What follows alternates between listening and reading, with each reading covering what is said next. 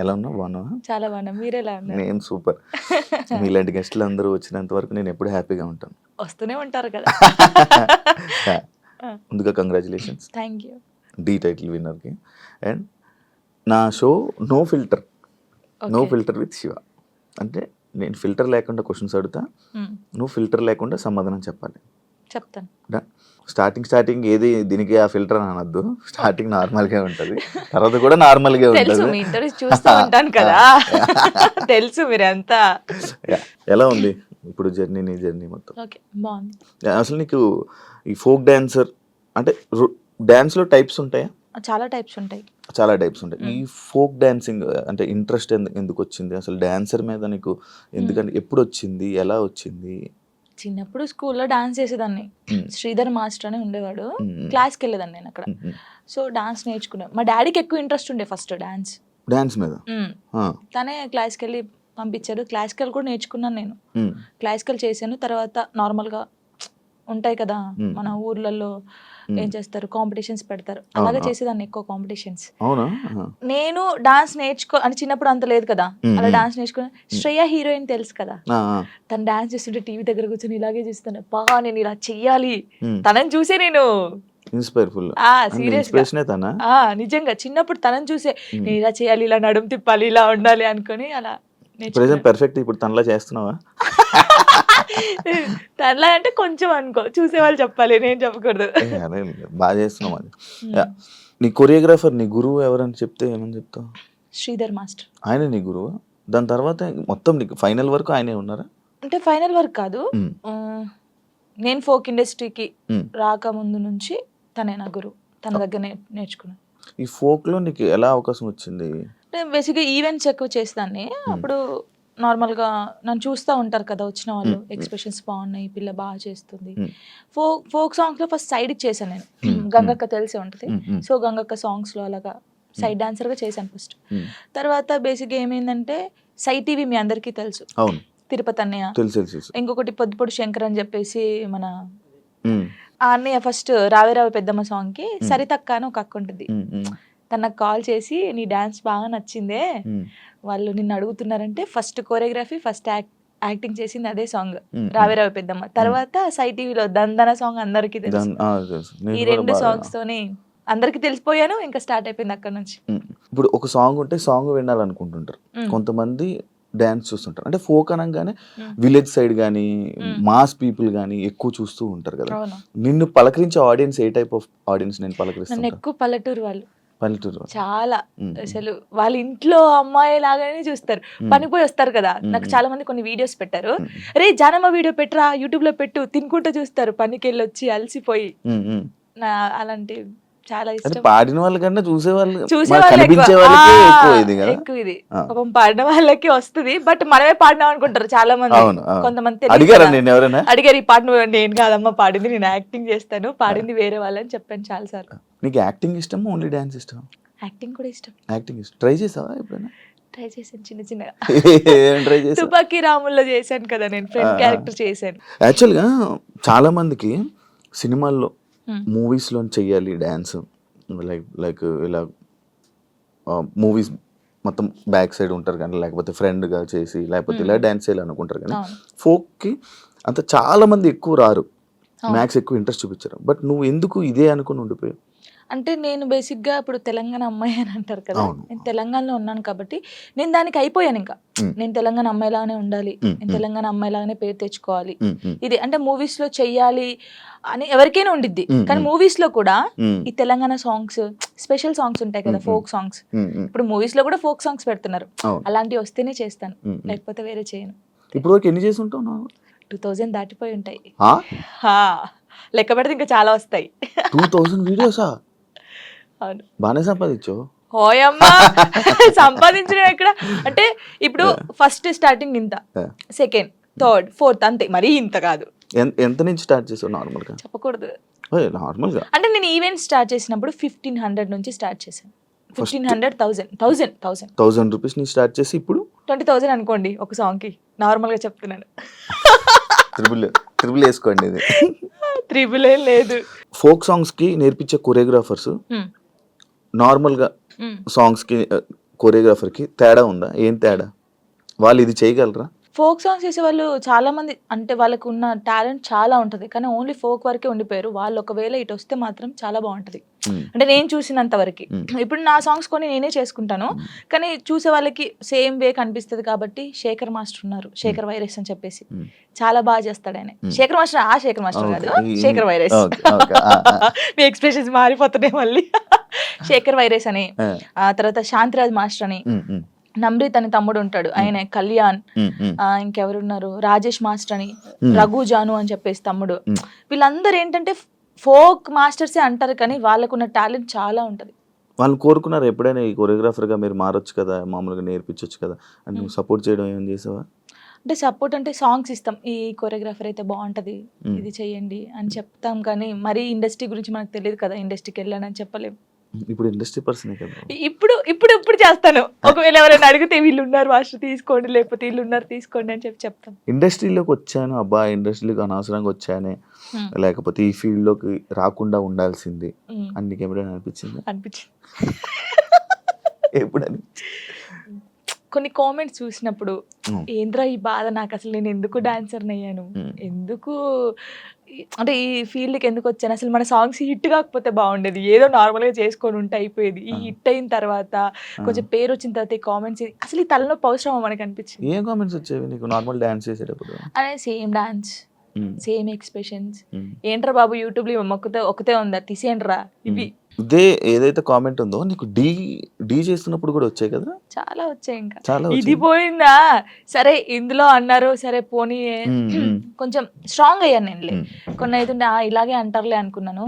డీకి వచ్చిన తర్వాత చూసుకో సేమా అక్కడ కూడా పోయి అదే చేస్తున్నావా, ఇదే ఫోక్ డాన్సా, ఇంకేం రాదు నీకు, ఇదే ఉరి నీకేం తెలుసురా నాయన, నాకైతే వాడికి అనిపిస్తే వాడిని కూర్చోబెట్టి అది కాదు తమ్ముడు, లేకపోతే అది కాదన్నా, లేకపోతే అది కాదు అంకుల్ ఇలా చెప్పాలనిపిస్తుంది. నీకేం తెలుసురా డాన్స్ గురించి, ఏ సాంగ్ ఎలా మీరు నన్ను చూస్తున్నారు 5 years నుంచి ఒక అమ్మాయిని డాన్స్ చూస్తున్నా, ఎక్స్ప్రెషన్ చూస్తుంటే వానికి వెరైటీగా ఏం కనిపిస్తుంది చెప్పండి మీరు? అవును, అవే ఎక్స్ప్రెషన్లు ఇస్తున్నావు. నిన్ను కూడా చాలా సార్లు విన్నాను ఇది, అవే ఎక్స్ప్రెషన్లు ఇస్తుంది, ఇవే చేస్తుంది. ఎందుకు శేఖర్ మాస్టర్ అంత లేపుతున్నాడు అని అన్నా. అసలు శేఖర్ మాస్టర్ లేపుతున్నారు అంటున్నారు కానీ అది కాదు. ఇప్పుడు మీరు ఉన్నారండి, నార్మల్ గా మీరు ఒక స్టైల్ చూస్తున్నారు, రోజు ఒక స్టైల్ చూస్తారు. ఇప్పుడు వెస్టర్న్ డాన్స్ మీ ముందు చేస్తారు. ఒక్కసారి వచ్చి ఒక మాస్ సాంగ్ చేస్తే మీరు వావ్ సూపర్ అంటారు ఎవరైనా సరే. నార్మల్ పర్సన్ ఒక డప్పు కొడుతుంటే మనకు కాలాగదు. మాస్టర్స్ చాలా మందిని చూసారు, అందరూ జెంప్స్ చేయడము, వెస్టర్న్ సాంగ్స్ చేయడం. ఒక్కసారి నేను ఫోక్ సాంగ్ చేయడంతోనే ఒక వేరియేషన్ వచ్చింది ఆయనకి. అది చూసి అనడం తప్పేముంది చెప్పండి? ఒక్కసారి ఆలోచించండి. కొంచెమైనా బుర్ర ఉంది వీళ్ళకి, నాకు అర్థం కావట్లేదు అది. దానికి కూడా కామెంట్స్ పెట్టారు ఎందుకు ఎంత ఓవర్ ఎక్సైట్ అవుతున్నాడు. ఇప్పుడు మీరు ఉన్నారండి, అంటే నార్మల్ గా మిమ్మల్ని ఎగ్జాంపుల్ తీసుకోండి. నార్మల్ గా మీరు తెలంగాణ సాంగ్ వినగానే మీకు ఏమనిపిస్తుంది? మాస్ డాన్స్ ఒక ఎక్స్ప్రెషన్ వస్తుంది. వెస్టర్న్ సాంగ్ చేసినప్పుడు ఇలా అంటారు.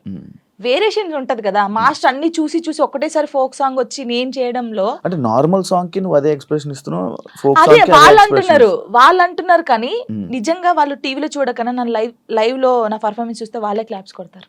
అంతేనా? పక్కా కొడతారు. ఇప్పుడు లైవ్ లోకి వచ్చి చూడాలి చూడు అలా నేను చెప్తున్నాను. వాళ్ళకి నన్ను చూసి 5 years నుంచి ఉంటున్నాను, ఫోక్ సాంగ్స్ అవే చేస్తున్నాను కాబట్టి వాళ్ళు ఊకే నా ఫేస్ చూసి ఇదే ఎక్స్ప్రెషన్స్, సేమ్ ఎక్స్ప్రెషన్. కానీ సగం మంది అలా అంటారు కదా, సగం మంది మెచ్చుకునే వాళ్ళు ఉన్నారు. జానుకి ఫేమస్ అయిపోయాక ఇది వచ్చేసాక యాటిట్యూడ్ ఎక్కువ, పొగరు ఎక్కువ అనే వాళ్ళకి అసలు నాకు పొగరు ఉండదు, ఫస్ట్ యాటిట్యూడ్ ఉండదు. నేను అందరితో చాలా కలిసిపోయి ఉంటాను.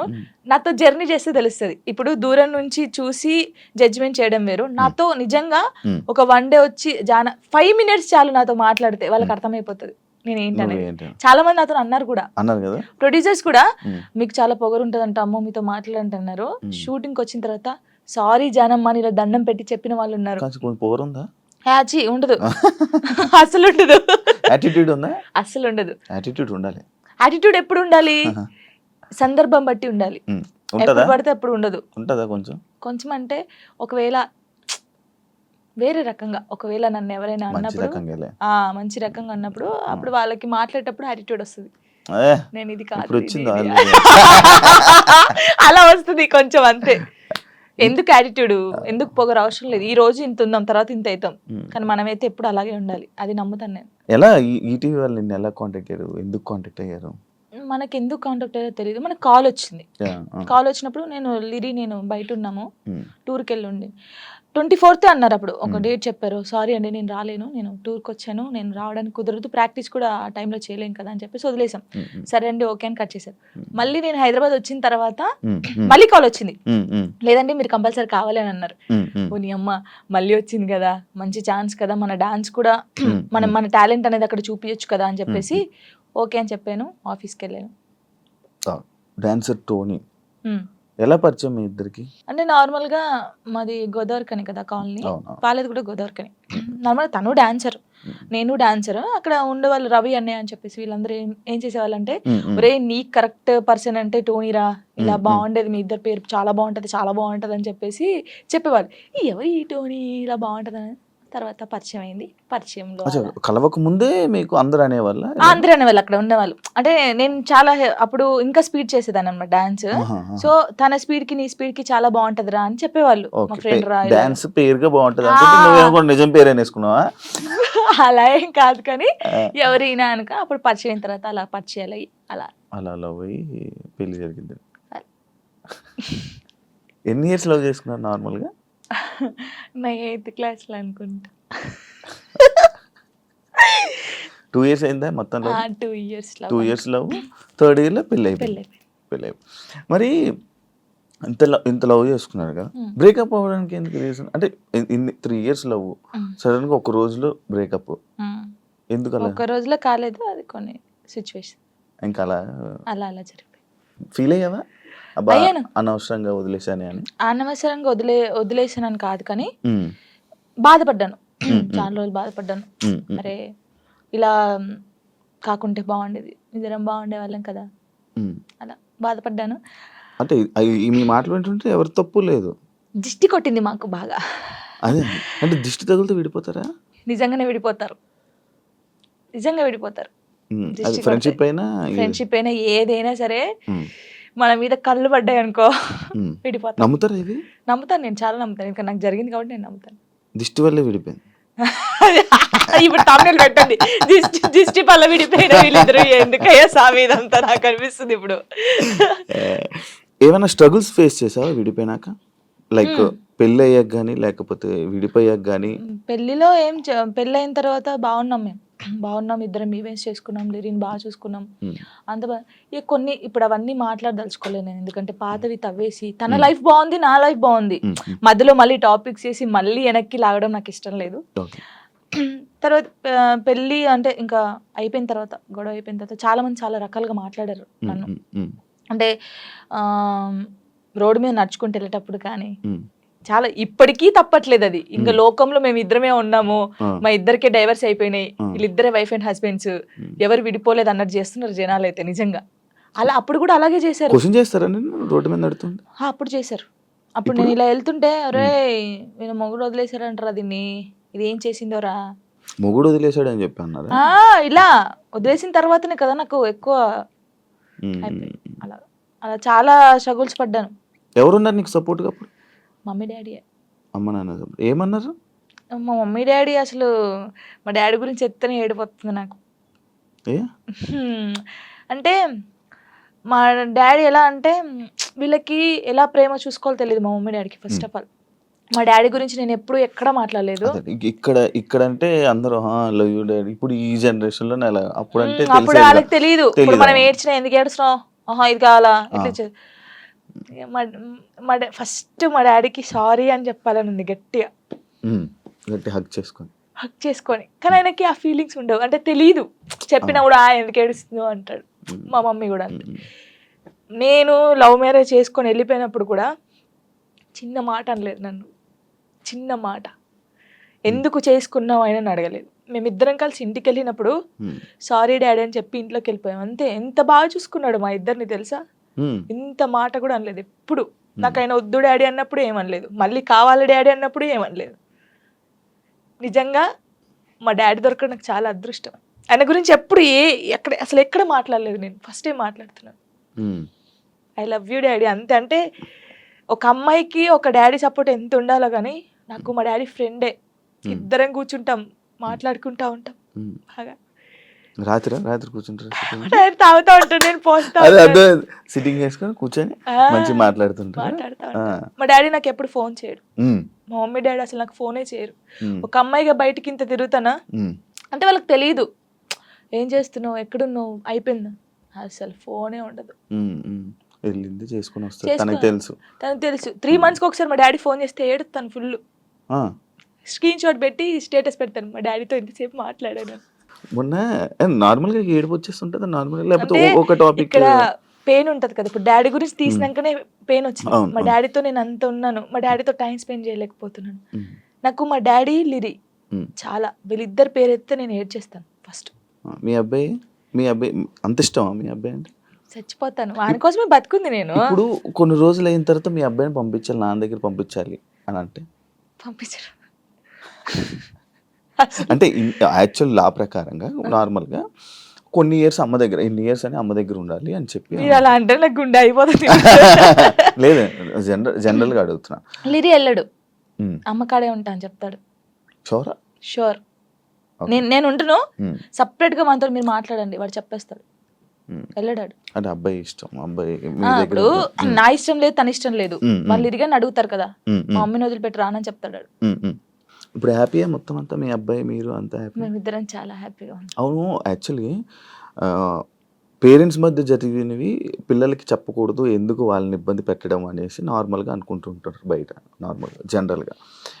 నేను ఒక దాంట్లో నేను చూసిన దాంట్లో మీరు చెప్పారు, నాకు జరిగిన లైఫ్లో ప్రతి ఒక్కటి నేను మా అబ్బాయితో షేర్ చేసుకుంటానని చెప్పడం జరిగింది.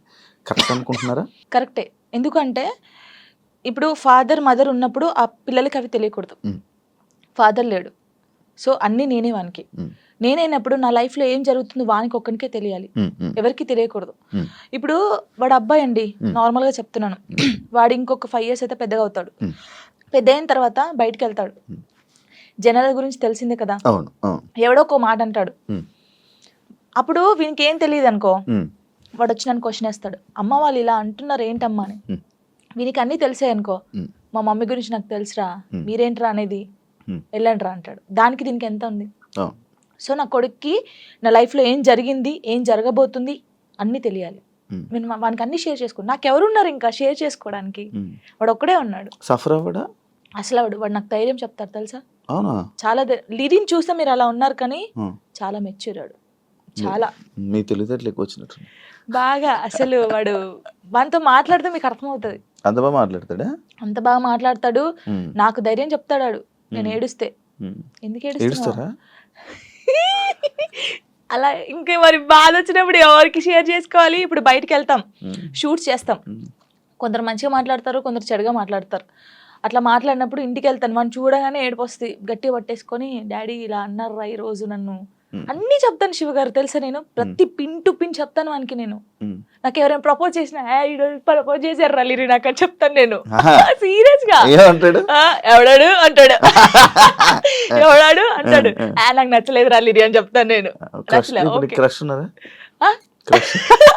ఉండేలే అప్పుడు, చెప్పకూడదు పేరు,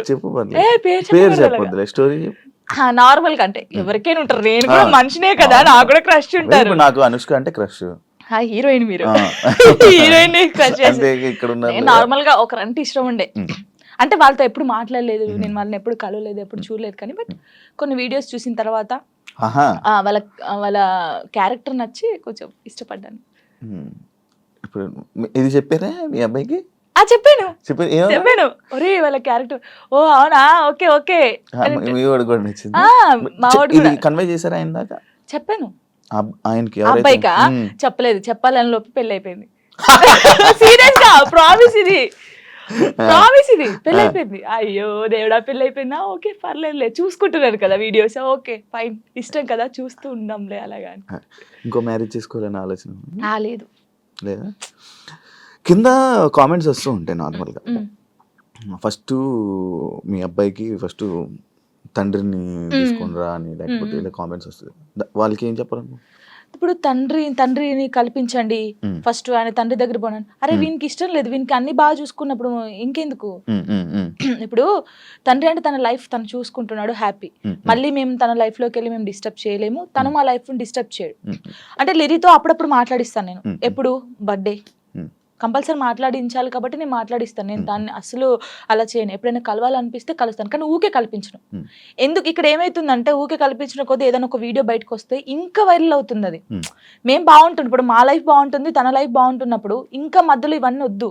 సో లిరికి చెప్పాను, లిరియే చెప్తాడు, వద్దులే అమ్మా మనం బాగున్నాం కదా, బర్త్డేకి ఫోన్ చేస్తాడు, నేను మాట్లాడతాను అంతే. ఇప్పుడు ఎక్కడ ఉంటున్నారు? లిరి నాతోనే ఉంటాడు. ఇప్పుడు హైదరాబాద్ ఫుల్ పూర్తిగా షిఫ్ట్ అయిపోయారు. షిఫ్ట్ అయిపోయాను. మనోడు ఏం చదువుతున్నాడు? ఇప్పుడు 5th క్లాస్ ఆడు. 5th క్లాస్ వాడికి ఇన్ని మాటలు చెప్తున్నా పర్లేదు. అంటే వాడు చిన్నప్పటి నుంచి నన్ను చూస్తున్నాడు కదా, చూస్తున్నాడు కాబట్టి వానికి అన్ని తెలుసు. ఇప్పుడు అంటే వానికన్నా ఎక్కువ నేను మిస్ అవుతాను అనమాట. వాడు చెప్తా ఉంటాడు అందరికి, నాకన్నా మా మమ్మీ నేను మిస్ యూ చెప్తానే ఉంటాను అనమాట. 5 days వెళ్తాం మనం షూట్ కి, అలా అప్పుడప్పుడు మిస్ అవుతాను. వాడు కూడా మిస్ అవుతాడు బాగా. మా ఇద్దరిని చూస్తే నువ్వు షాక్ అవుతావు. అమ్మ కొడుకులా ఉండం, ఫ్రెండ్స్ లా ఉంటాం. వాడు ఏదో నాకు ఇక్కడికి ఉంటాడు, హైటాడు ఇక్కడికి ఉంటాడు. చెప్పుకోవచ్చు, బాధలు చెప్పుకోవచ్చు. వాడు ఇంకొంచెం పెద్దగా అయితే నేనైతే వాడిని పట్టుకొని నా కొడుకు ఇట్లా ఇది ఈ మూవీ ఉంటది కదా రవితేజదున్న, అది నీవే సాంగ్, అలా ఉంటాం మేమిద్దరు. అలా ఉంటాం చూడండి కొంచెం అయితే. ఇంకా అంతే. మీ అబ్బాయి ఒకవేళ ఒక అమ్మాయిని తీసుకొని వచ్చి లవ్ మ్యారేజ్ చేసుకుంటాను, నాకు ఈ అమ్మాయి నచ్చింది అంటే నీ రియాక్షన్ ఏంటి? చేసుకోరా అంటాను. వానికి ఇష్టం కదా, ఇష్టం అంటే లవ్ ఎందుకురా అలా అన్నాను. ఇప్పుడు మాది అలా అయిందని అందరిది అలా అవుతుందని అనుకోలేం కదా, కొందరు మంచోళ్ళు ఉంటారు. యాక్చువల్లీ మ్యారేజ్ పైన పెళ్లి పైన నీ ఒపీనియన్ ఏంటి? చేసుకోవచ్చు మనం, ఇప్పుడు పెళ్లి చేసుకోవచ్చు, కానీ అండర్స్టాండింగ్ ఉండాలి. ఒకటి, చిన్నప్పుడు అయితే చేసుకోవద్దు. ఇప్పుడు మెచ్యూర్ ఉండదు మైండ్, మనం ఏం చేస్తామో తెలియదు. కొంచెం ఇప్పుడు 16 years నుంచి 20, నిజంగా పెళ్లి చేసుకుంటే 25 years 26 years అప్పుడు చేసుకుంటే మనకు అన్ని తెలుసుంటే మనం ఏది తప్పు ఏది రైట్ అనేది మనకు అర్థమవుతుంది. అర్థమవుతుంది అప్పుడు ఎవరితో మనం ఏం మాట్లాడాలని అర్థమవుతుంది. ఈ చిన్నప్పుడు చేసుకొని మనం ఎవరితో మాట్లాడినా తప్పే, లేకపోతే ఇలా ఉంటాయి కదా, అప్పుడు తెలీదు. చిన్నప్పుడు మైండ్ ఎలా ఉంటది, ఏది చేసినా మనం కరెక్ట్ అని మనకు అనిపిస్తుంది, అంటే ఎదుటి వాళ్ళకి అనిపించదు. నేనైతే చెప్పేది 26-25 years అప్పుడు పెళ్లి చేసుకోండి. లవ్ అయినా అరేంజ్ మ్యారేజ్ అయినా అప్పుడు కరెక్ట్ ఉంటారు. విడిపోయాల్సిన ఆలోచన కూడా రాదు, వచ్చినా కూడా ఏదైనా వీళ్ళతో ఉండాలి అనిపిస్తుంది. యాక్చువల్లీ